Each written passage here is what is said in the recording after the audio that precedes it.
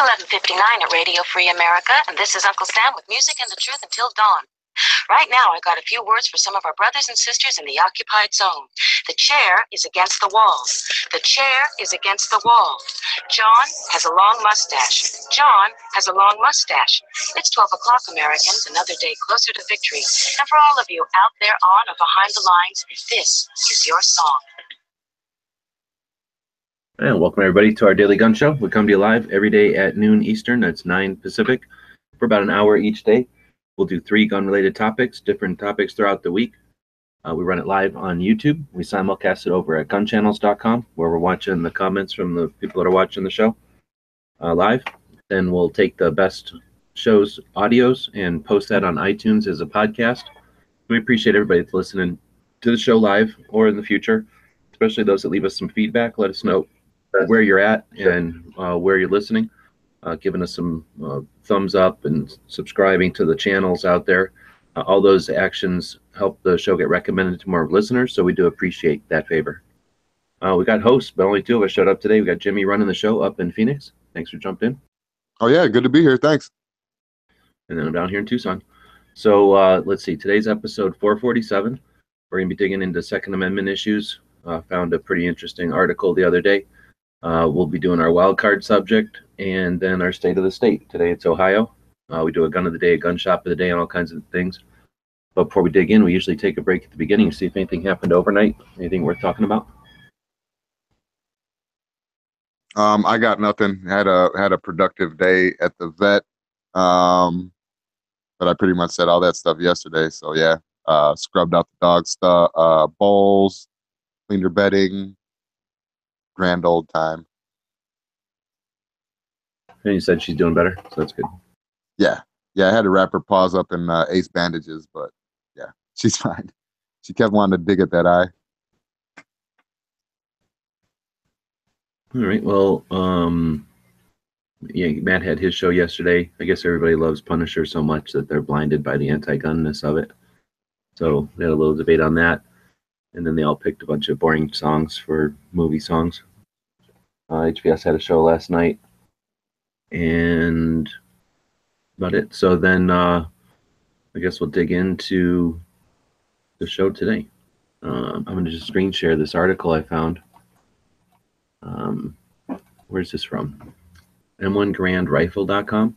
So if you haven't checked it out before, I guess it's a website about Garands and that kind of thing. I'll throw the link out here for everybody.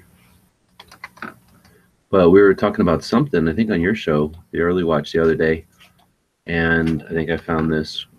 So I thought it would be a good thing to talk about. It basically is a blog post or an article on this website about which causes more accidental deaths, guns or swimming pools. And then it goes into some research and some conclusions. So I think it does a really good job of laying it out, like here's why I'm going to do this comparison, and here's the basic comparison and where I get the numbers from. And then once there's some numbers that are official from like the Center for Disease Control and the FBI and whoever, then they take a look at those numbers and decide how they're going to compare them by number of homes, basically, with the item. So either a firearm or a swimming pool. And then they extrapolate some info from that. So when you do that and you compare them, there's a lot of swimming pools out there. There's more guns, but comparatively, again, when you put them all together, the swimming pool turns out to be, for the entire population, somewhere between 4 and 5 times more deadly than a firearm. But when you look at children under 15, it's more pronounced, 19 to 25 times as deadly. So obviously there's a lot more kids falling into swimming pools at a ratio of 10 to 25 or 20 to 25 times more often. Kids are hurt or killed basically in swimming pool deaths than they are with firearms. So I thought that was interesting. I've thought of that a lot of times, that when the narrative is completely contained by the person setting the media, the medium out there, whatever the medium is, if it's radio or television, one-way communication, all you get is what is fed to you from that media source. You don't get to question necessarily their they're numbers, and numbers can be stacked up and adjusted to look, all different kinds of ways. So when you have something like this where they take the time to, it's basically kind of dry. He takes the time to explain all the reasons why the numbers are the way they are and then why they used them. So when you get your final conclusions, you can be satisfied that that's an actual decent comparison and not just for sensationalism. So anyway, when you look at it that way, and someone's going to claim, on the other side, they're going to claim that firearms are such a scourge to the country, then put it in comparison. Is it a scourge when it's 20 to 25 times less deadly than a swimming pool, which I don't think anyone would suggest a swimming pool is made to hurt anyone. It's made for enjoyment and made for recreation and health and potentially therapy.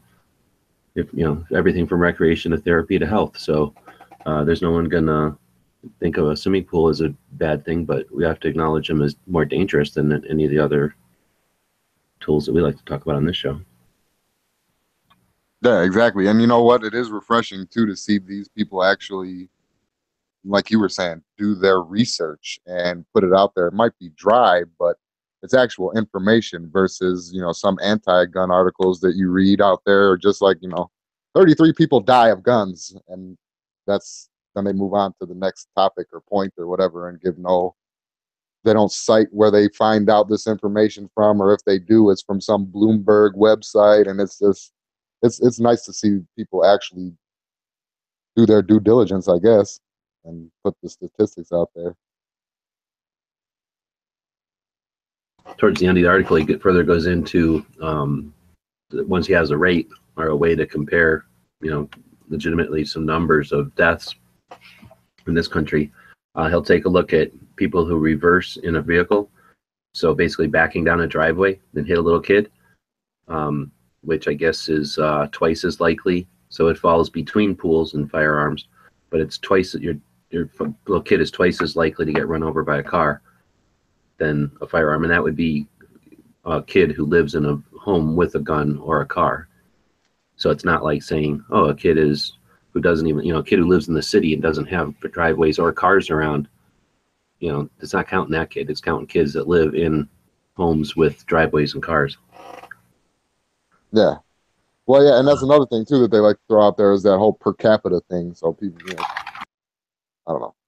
Yeah, so they include kids that have nothing to do with, or they try to put something on everybody when it's really just a little segment where the issue's actually happening.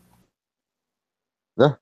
It goes into finally at the end of the article, which is basically just, I think, for curiosity more than anything, talks about how historically how violent countries were, and specifically European countries, England, Netherlands, Scandinavia, Germany, and Italy. And they talk about how they would go through and look at graveyards, and they dig up all the skeletons out of a graveyard and determine how many of them had died violently. And they get numbers like 47%, 37, 56% in crazy Italy. Then you get to more historic times, and you get actual records of violence that people can go on. So the numbers start to be more solid. But when you look historically, how violent the world has been, it goes from 50, 60% people dying of violence. Can you imagine that? You got a half a chance of dying from violence. Like you grow up, 50-50 chance you're going to die from violence, down to the 0.1s and 0.9s and stuff in the modern times. So this is something that people have struggled with for a long time. It took 400 years to get from double digits down to single digits. I think we're doing pretty good over here, considering we have tools and means to communicate longer distance and with more info, and obviously with firearms that are more efficient and lethal. Yeah.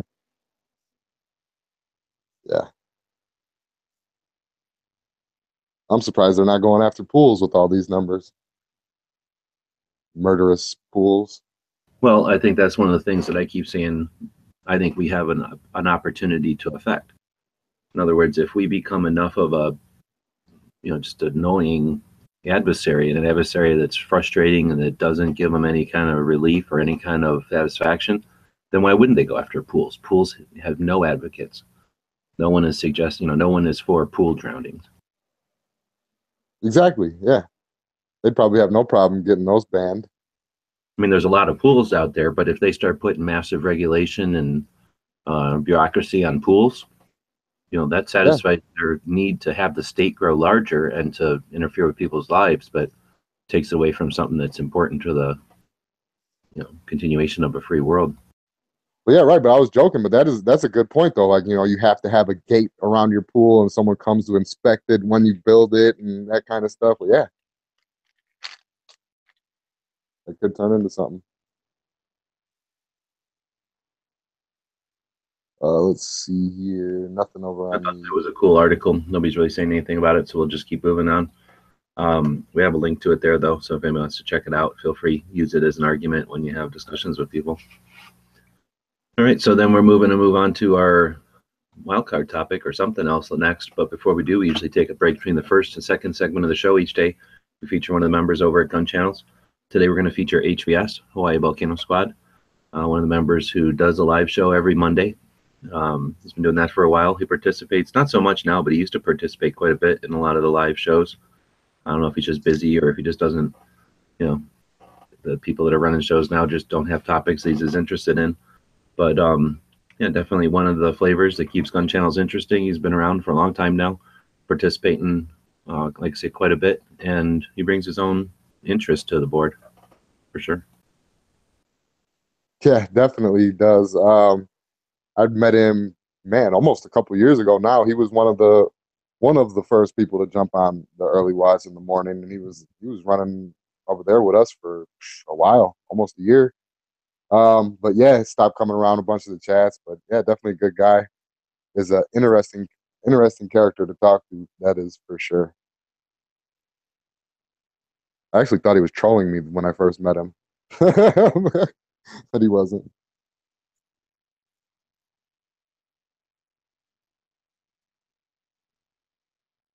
Clay brings up a good point about our last subject, that if you arm the bodyguards, or I mean, if you arm the lifeguards, then you won't have any more trouble. Yeah. Every time that pool starts acting up, you just give it a warning shot. Yeah, every time it starts to drown somebody, just shoot at the pool.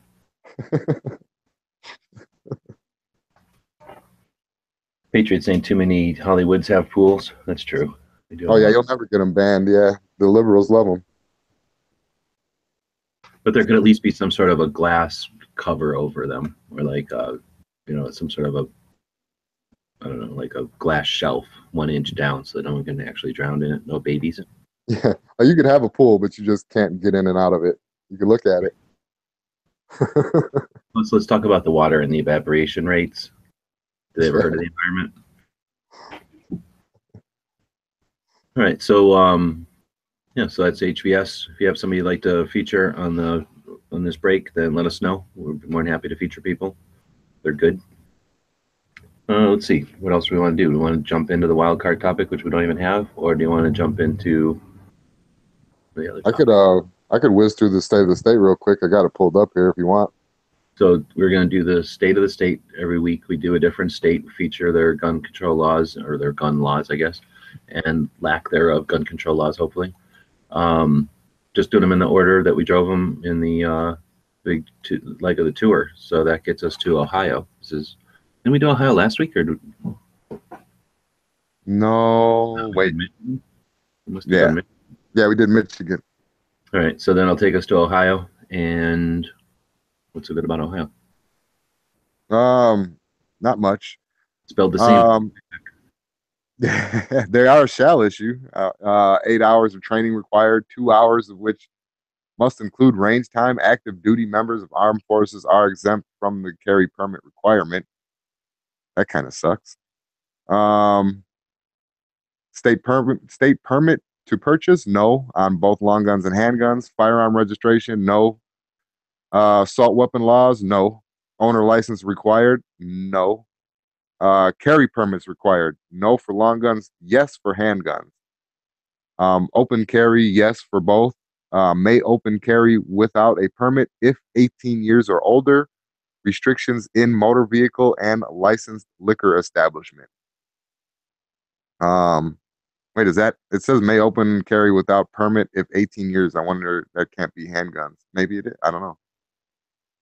I always heard it was 21. But anyway, state 21 to pre purchase from a licensed dealer, but that doesn't mean it's 21 to possess. Oh, okay. All right.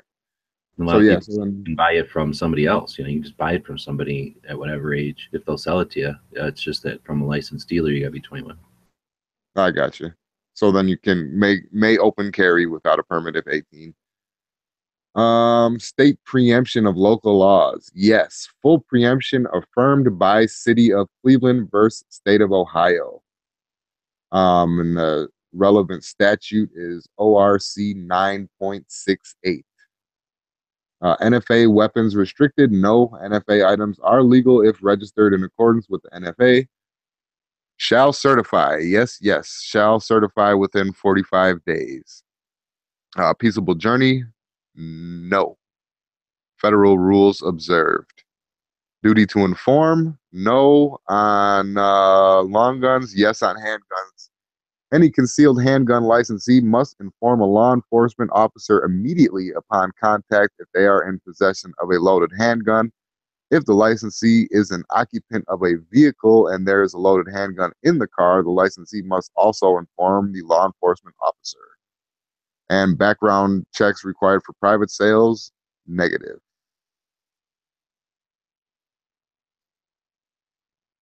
And that is Ohio here.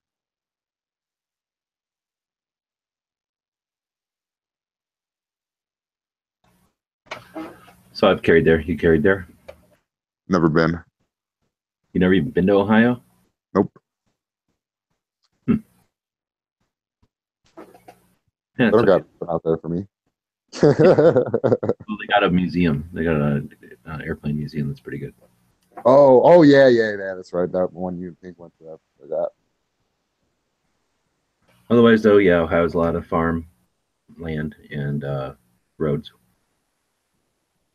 Evidently, big pumpkins. The biggest. All right. Well, I guess with that, we can move it on along. And without Bob here taking up all the time, go pretty smooth. So I'm going to jump into this segment, which I guess we'll be calling the wild card segment. So we do gun show and gun shop stuff perk over on Patreon. It's one of the ways we let people participate in what we're doing, driving around the country, checking out gun shops and gun shows, taking a bunch of money from them and leaving some of that money behind at those gun shops and at gun show vendors. And then once a month, we round up the stuff we've bought and send it off to them. So in this video, we're going to take a look at some of the stuff we got for November.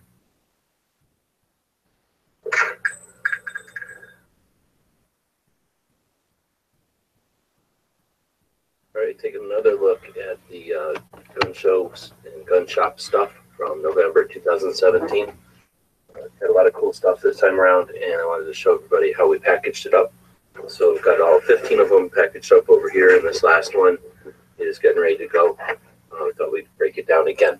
So we've taken a look at all the components before, but just to go through them again, we've got the M14 bolts. These were about $5 or something. We had the J.M. Davis magnets, the logo magnets, made in USA, and $5. We had the tiny knives, the Damascus steel knives, and I tried to get this one. This is somebody that wanted a light color shirt, so I got a light colored handle on the knife. We got them down to $7 for those, and then we had $2 for the 45th Infantry Division Museum, well, the 45th Infantry Division Thunderbirds from the museum. Then we put it in there with their pack of business cards so that it doesn't get lost, hopefully. The NRA traveling collections from 2017 at Wanamaker, got those for nothing. This was a $1 postcard that has all kinds of cool pictures from the museum, from the J.M. Davis Museum. These were $1, so everybody got one of those. This is a $1 patch from Dong's gun shop in Tulsa. The grenade pin, it's like a quarter. The Rock River Arms magnet. Got some brochures. All this stuff, of course, was free, but just stuff from the adventures. a couple of stickers in there. Another postcard that actually cost 50 cents, I think, at the Cowboy Museum, and it was the only one they had with a rifle, and it's a Sharps, kind of a cool photograph of a painting. Put that in with the rest of the stuff so it doesn't get folded up. And then the information from the gun show, and then finally the shirt from Larry's Gun Shop, which is in Roswell, New Mexico, and an effort at getting the sizes and color choices of everybody. Then lastly, this large piece of paper that probably isn't going to ship real well. I knew that when I bought it, but it was 50 cents from the J.M. Davis Museum. It just say J.M. Davis on it. So if it comes through and looks a little weathered, maybe it'll look a little more authentic. Otherwise, it was a good shipping packaging for the shirt to be a little protected. So I think if you add that all up, it comes up to just a little over $20-something, and the shipping of flat rate wrap bag, I think it's like $7, $6, something like that. So these will be going out today. Thanks everyone for participating in the gun shop and gun show stuff. The business cards will give you a kind of a tour of where we were along the way, and of course we'll have the videos as archiving some of the adventures too. So thanks again. If you're interested in checking this out, head over to Patreon. We do send some random stuff out from the perks to our other supporters over on Patreon as well. We really do appreciate that people allow us to create content for our audience directly without a lot of middleman. We're taking that money that would go to a middleman and we're sending it out to gun shops, museums, and cool people setting up at gun shows. So thanks again. Until next time. The guys and gals of gunwebsites.com encourage you to take a CC. That is awesome. I really like those knives too, but that's cool, man. You threw a bolt in there and a little tiny knife. I mean, that's just an awesome little perk. I wouldn't even say little perk. Yeah, hopefully it was stuff that, you know, makes it interesting. You can talk about it with somebody or show it to somebody. Yeah, hell yeah. That's awesome, man.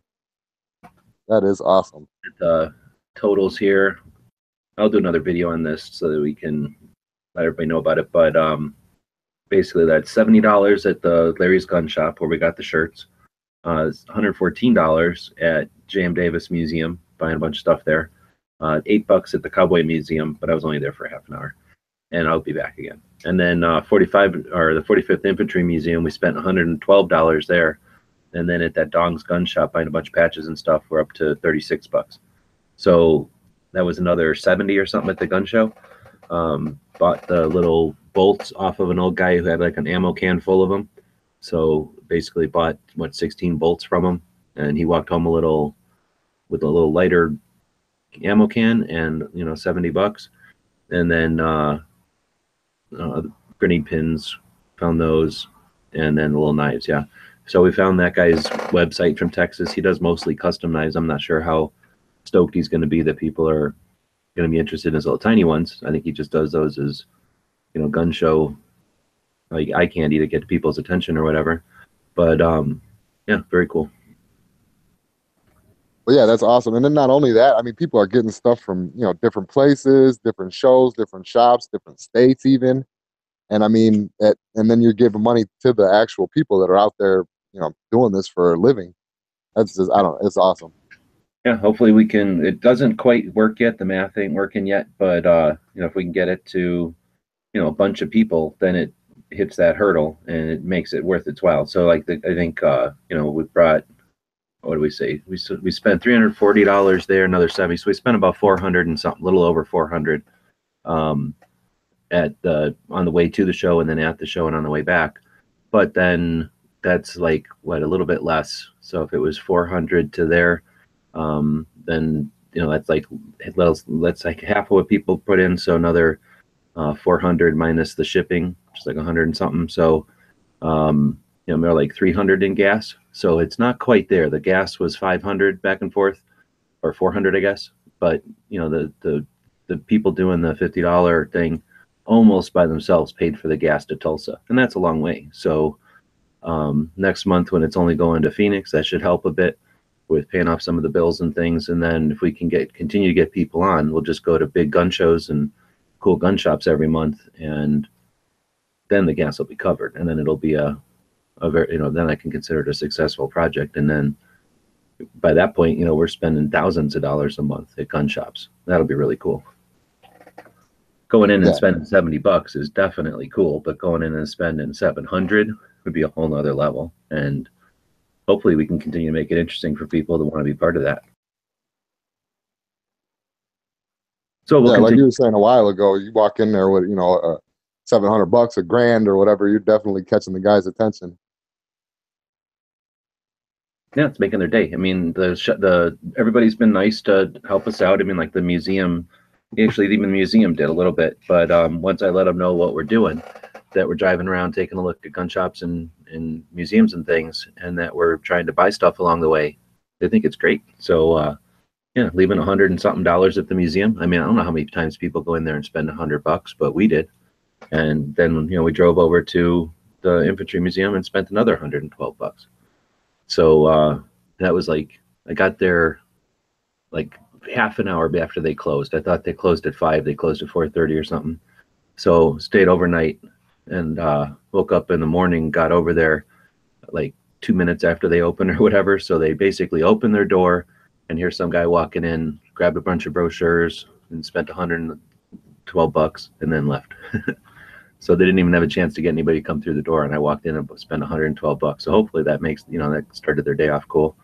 And then, I don't know what it costs to run a museum or nothing, but I certainly think it's neat to be part of that. So hopefully people are digging it. Everybody's got a little something, and that'll be ideally what we're doing. It's little things that are under $5 that aren't necessarily things that you go out and seek for yourself, but hopefully things that you can either have, appreciate, put on a desk or something, or pass them along to somebody, things of interest, not novelty. All right.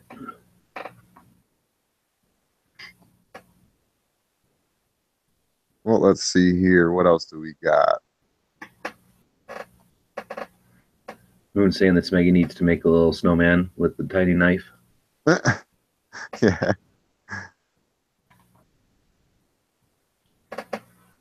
All right, don't go fooling in the cement pod. All right, so then I guess with that, we'll continue on to a gun shop of the day. And what do we got today? We could probably get something in here.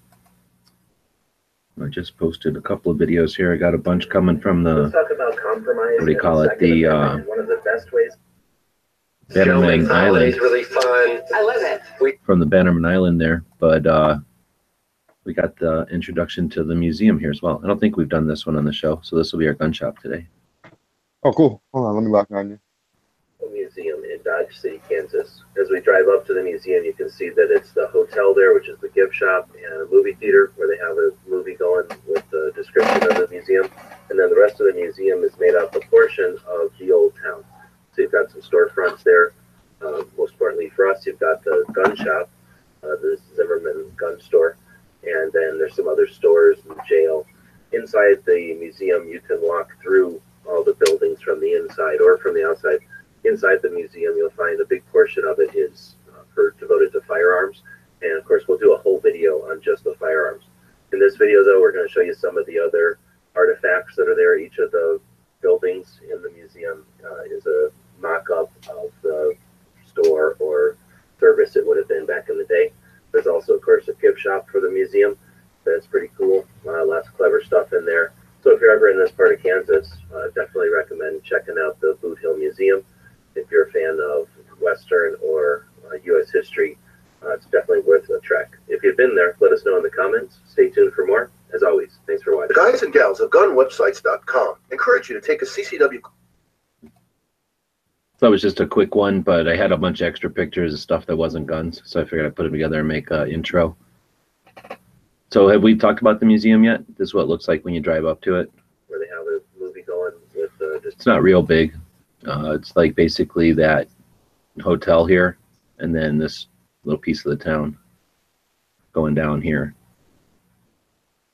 Yeah, you talked briefly about it. Isn't that the one where you went in there one day during the show and watched that movie? Yeah, exactly. So that movie is at the back here of this. If they go into the gift shop is the main room, and then the movie theater's back here. You go up the stairs to the movie theater and you go back here to the Boot Hill Cemetery, which is that tiny little cemetery up on the hill. Then you come back down the hill and you got this big like grassy yard area. They probably do events or something in there. And then you've got the segment of the town there. There's like a schoolhouse, church, and then across the street here is the train station. You barely see it, but the train station is across the street there with this big train. I guess that's a big part of it too.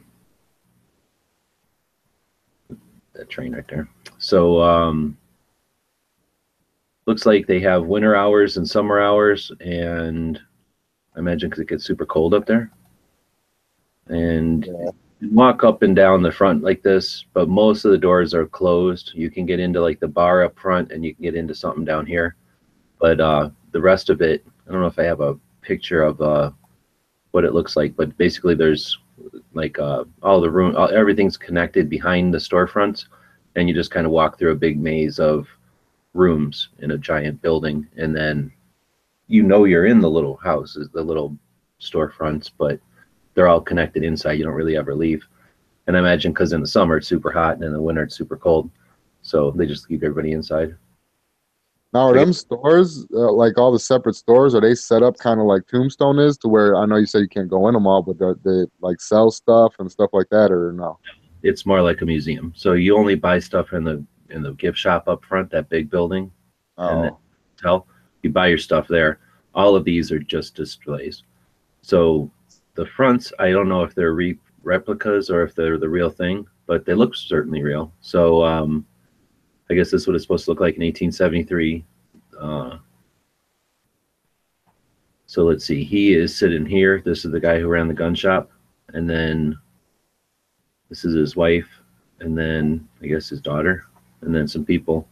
But that's what the shop used to look like back in the day. And then basically this is all you see inside is like this little sparse couple of tools and then some glass cabinets with stuff on display. Like the jail looks like that. That's really neat. Yeah. So this is like the, what would you call it? Like the drugstore building. So where I'm standing, there's like a little gate. Like I can't walk up and fiddle with all this stuff, but it's out. I mean, you can see it, but you can't go up and touch none of this. Like I'm standing behind a little fence there, so you can't go into those rooms. They're just set up and you can see them. That's the gift shop. This is just a display of a bunch of swords. I guess what are those people called? The people that are behind all the conspiracies, the builders. The Freemasons? Yeah, there's a bunch of Freemason swords. I guess they were around back then. And this part I thought was pretty cool. Just a bunch of the carvings that people did when they were bored back in the day. So making links on wheels. I thought these little drill bits are pretty cool. Doing all kinds of stuff inside of bottles. Oh, yeah. Crazy. Must be some kind of a contraption that does something inside of a bottle. I watched somebody build one of those boats in a bottle, man, and that just looks like the most like time-consuming, tedious. I don't know. I guess it's therapeutic to some people. Where you build it all is folded up, and then you cram it in the bottle, and then you use some toothpicks to like open it up in there.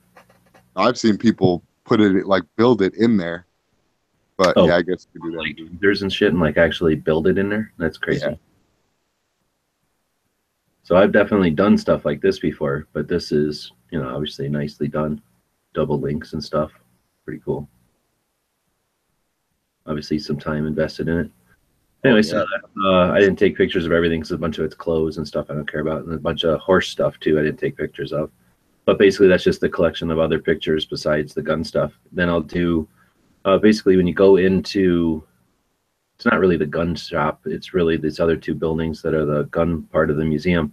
But once you get into the museum, it's sort of a couple of turns, like a couple of rooms, I guess you could say. And they have them kind of sectioned off to like guns of the West, guns of the frontier, guns of the pioneers, guns of the lawmen. So I just sort of did videos for each of those segments. And then we'll put up a bunch of still pictures on the websites. So we got pictures of a lot of that stuff. So stay tuned for more on the Boot Hill thing. We try to do them like once a week or something like that so that they don't get too bogged down. But stay tuned for lots of videos from the tour. That's what it's all about. We visited 60 shops, something like 10 museums. So like the Boot Hill Museum, I think we got 4 or 5 videos from it. The Bannerman Castle, I think I'm on like 10 videos already, and I'm still got a whole bunch more to do. So there'll be quite a few videos coming.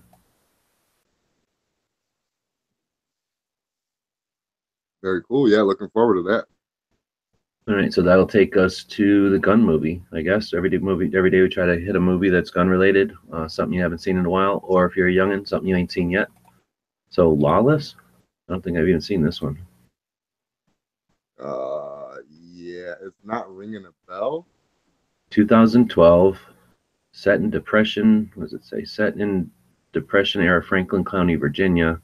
Trio of bootlegging brothers are threatened by a new special deputy and other authorities angling for a cut of their profits. So it's like a 1920s bootlegging movie. I don't think I've seen it. Shia LaBeouf, Tom Hardy, Jason Clarke. Nope. No, I don't recommend any of these people. Yeah. Shia LaBeouf, I know I haven't watched that movie. Let's see here. Yeah, you read all the description pretty much. Looks like they got some cool little old-timey guns in here, though. A couple Bolt detectives. I don't know who recommended this one. It's got a 7 out of 10 rating, so it must be okay. Huh? Yeah, I don't like most of the actors in it. Tom Hardy's not that bad. So yeah, I guess check it out. If I see it, I'll check it out. But yeah, I haven't seen it. Yeah, we're not getting any feedback, so I guess we'll just call that a gun movie of the day. Moonfood said it's an okay movie. Angry says he's never seen it, so yeah, we don't have a lot of info on that one. That'll happen.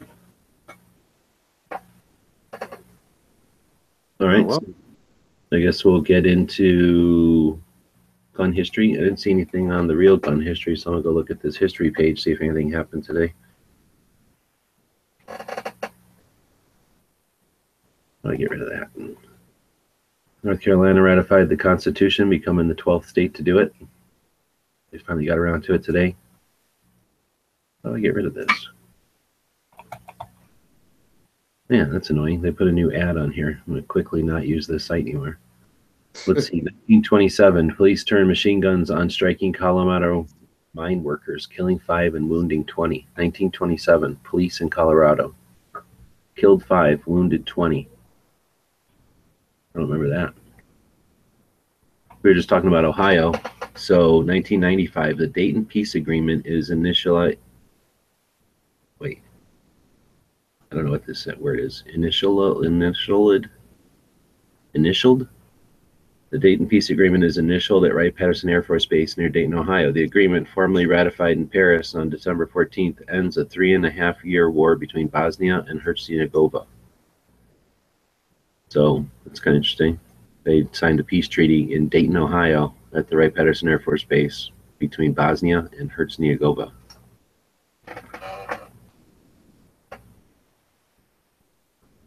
And that was today, 1995. Oh, while we're on the subject, was there anything else? No, not really. Talked about the police attacking mine workers, killing 5 of them, wounding 20 in 1927. And then, we only want the police to have guns. And then I guess his last one here is 1967. Johnson signed an Air Quality Act allotting $428 million for the fight against pollution. So I guess we got the beginning of the pollution in 1967. Go ahead. At least they pinpointed when it started. One more thing happened today. I was going to share with you guys here real quick.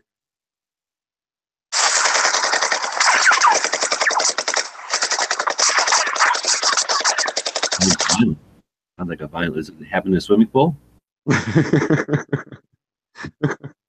It might have. That was actually a gun saving someone from a swimming pool.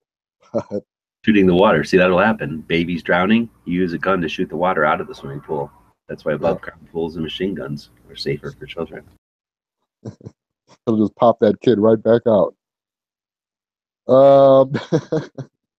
You guys know what that sound means. Probably thought we forgot about it today, but nope. Crack them knuckles, whip out them keyboards, etc., etc. Today we are finishing off Angry's questions he sent us in at dailygunshow@gmail.com. So you guys feel free to send in show topics or questions or anything like that, and we will try to get to them. So today's question is, when was the first batch of Ash 12-7 rifles delivered to the Russian FSB? When was the first batch of Ash 12-7 rifles delivered to the Russian FSB?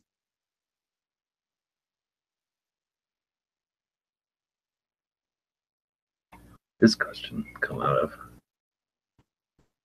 way left field. I'll give you guys a few seconds because this is going to be a tough one. I'm going to have to open up the 1 hour long timer. Yeah. Go back to 90 minutes just for today. 1974? Nope. Come on. 1974? For real? Come on. Oh, we got an answer on the gun channel side. Snap Nodak 357. Congrats, Nodak. The answer was 2011. I don't know where these guys are getting the 70s and the 50s from, but yeah, there you go. So I guess by default I got to do this here, eh? Nodak, you are the today's tactical hot shot of the day. Hopefully that's the last time I ever have to do that. You blame Bob for that. Damn Canadians. All right. Well, I think that's about to wrap up the show. We talk about a bunch of stuff every day, and we try to keep it right about an hour without Bob here. That's easy. So tomorrow will be episode 448. We'll be talking about gun books in our entertainment segment. We'll be talking about good idea, bad idea, whether or not you should stock up on semi-auto milsurps rather than AR-15s. Then we do our hashtag Daily Gun Show Showdown, where we take all the people that have used the hashtag Daily Gun Show on their Instagram pictures. We judge those pictures and come up with the best picture of the week on Instagram. And all the other stuff we do on a daily basis, like the gun shop of the day and the gun movie of the day. And we didn't do a gun of the day today because Bob wasn't here. He fell down on the job. So we assume he had to die. I mean, probably passed away last night. So take a moment here for Bob, and we'll have to come up with a new Bob. So if somebody'd like to be the new Bob, let us know at dailygunshow@gmail.com, and we'll take applications. Yeah, and you don't have to be Canadian. You don't have to be drunk either. Yeah. that would actually be a plus, but you know. All right, so I guess that's everything then. Yeah. So normally we end the show on a quote. I got one. Oh. Yeah, I got one that I in storage here. So yeah, once again, I'll do the whole Bob thing and invite everybody to like, share, and subscribe. Help spread the word here. And today's quote is from a guy I don't know. Hard times create strong men. Strong men create good times. Good times create weak men. And weak men create hard times. And the cycle continues. So with that, everybody, have a great day, and we will see you all tomorrow. Guys and gals of GunWebsites.com encourage you to take a CCW class every year, practice at least once a month, and carry every day. Thanks for watching GunWebsites.com.